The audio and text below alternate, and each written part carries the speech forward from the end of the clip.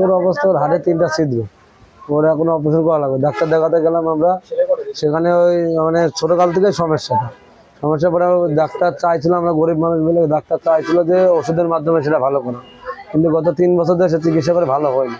এবার 19 তারিখে ডাক্তার দেখাচ্ছে, 19শে জুন। দেখানোর পর সে অপারেশন করা লাগবে, 5-6 লাখ টাকা, 6 লাখ টাকা লাগবে। আমরা খুব গুরুত্ব দেখছি, তারা আমাদের পাশে দাঁড়িয়েছে।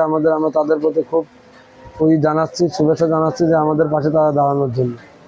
সরকার যাচ্ছে আমার সুস্থ সবল আমার ছেলেরা আমি সুস্থ করে, আমার সরকারের সহযোগিতা চাচ্ছি, আমার ছেলেকে আমি সুস্থ করে আমার জীবন ভালোভাবে চালাতে পারে, এটাই চাচ্ছি। আমার ছেলের অবস্থা খুবই খারাপ, মাঝে মাঝে রাত্রিরে খুব কান্না করে ব্যথাতে, যখন উঠে বিছনাতে গড়াগড়ি করে, মা ব্যথা করছে, ওষুধের তো মনে করেন কমে না ব্যথাটা, যখন কান্দে নীল হয়ে যায় বাচ্চাটা, খাওয়া দাওয়া ছেড়ে দিয়েছে। যত জলদি ডাক্তার বলে যত জলদি পারো তোমরা অপারেশন করতে বলেছে। আমাদের কাছে তো টাকা পয়সা নেই, আমরা সবার কাছে, মামা খালাদের কাছে, সবার কাছে, মা বোনদের কাছে, সবার কাছে বলছি দয়া করে যতটুক পারেন ততটুকটা আমার ছেলের পাশে দাঁড়ান, আর সবার জন্য, বাচ্চার জন্য একটু দোয়া কামনা করেন বাচ্চার জন্য। সরকারের কাছেও বলছি যেন আমার বাচ্চার দিকে একটু মুখের দিকে তাকায়।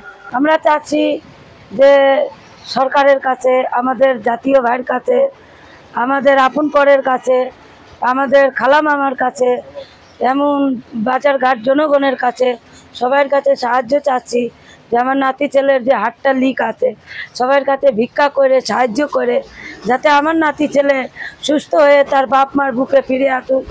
আমার দর্শককে যেন চোখে ভালো লাগুক, সবার মাঝে সবার ধুয়াতে যেন আমার নাতি ছেলে সুস্থ হয়ে উঠুক, এটাই আমি কামনা চাচ্ছি। আপনারা আমার নাতি ছেলের পাশে এসে দাঁড়াইছেন, সহযোগিতা করেছেন, যারা উপকারে দাঁড়াইছেন, যারা আমার নাতি ছেলের জন্য যারা ঝাঁপাই পড়েছেন, যারা সব একতা হয়ে কমিটি গঠন করে যারা একসাথে আছে, তাদের জন্য আমি অনেক অনেক ধন্যবাদ জানাই এবং আশীর্বাদ করি যাতে আমার বাপরা ছেলেরা যেন আমার নাতি ছেলের জন্য যারা উপকার করেছেন তাদের কাছে আমি হাত জোর করে কই যে এর মতন উপকার আর এর মতন ধন্যবাদ জানাই না আমার মুখে ভাষা নাই।